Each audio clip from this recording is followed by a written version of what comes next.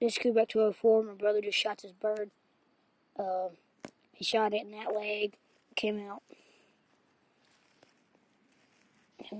that leg. He shot it low only because it's in a bush. And the only reason he got this bird because he shot it low because it broke both of his back legs and clipped his backbone right there. So he was paralyzed and he couldn't move. So yeah. And he shot it with the Rover Explorer, 495 LPS, .177 caliber, using Crossman point pellet, or Crossman Destroyer EX is one of them too. He here right now. I'm just making this video for him. So yeah, rate, comment, subscribe, bye.